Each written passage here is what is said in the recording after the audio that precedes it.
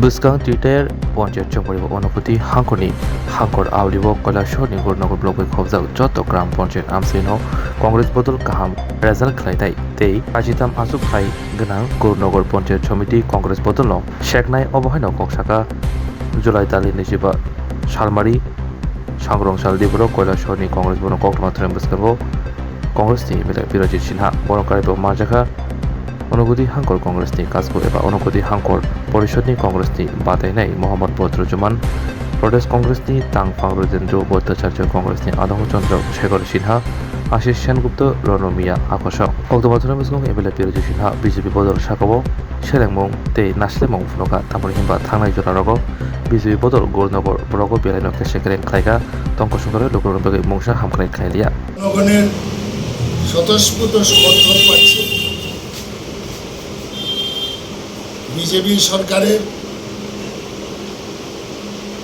যে দুর্নীতি স্বজন পোষণ মানুষ তিতিবিরক্ত হয়েছে।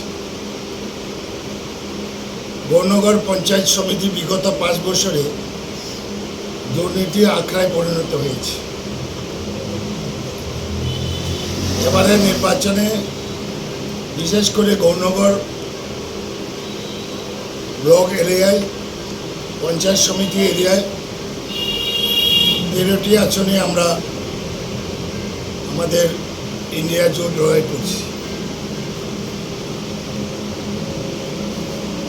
প্রতীয়মান যে বিজেপি দেখতে পেয়েছে এই ব্লকে ওরা কোথাও সমর্থন পাচ্ছে না। আমার বিশ্বাস এই ব্লকে একটি আসনে ওরা জিততে পারবে না। বিজেপি সরকার বিজেপি পার্টি প্রশাসনকে লাগিয়ে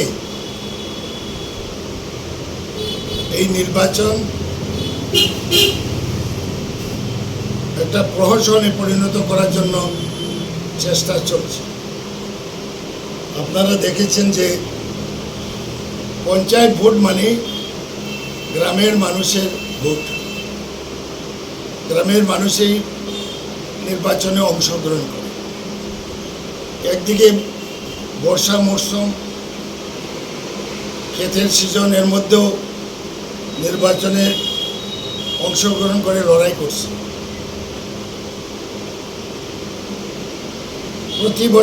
প্রতিবার পঞ্চায়েত নির্বাচনের 2টা ব্লকের ভোট গণনা হয় RK ক্যাম্পাসনে, যেখানে লোকসভা বিধানসভা নির্বাচনে ভোট গণনা হয়।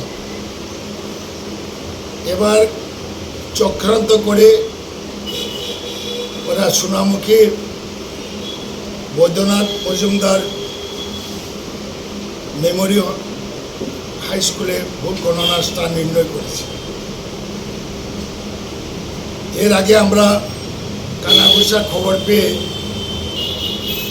ডিএম এবং রিটার্নিং অফিসার বিডিওর সঙ্গে আমরা দেখা করেছি এবং যুক্তি দিয়ে আমরা মেমোরান্ডামও প্রদান করেছি।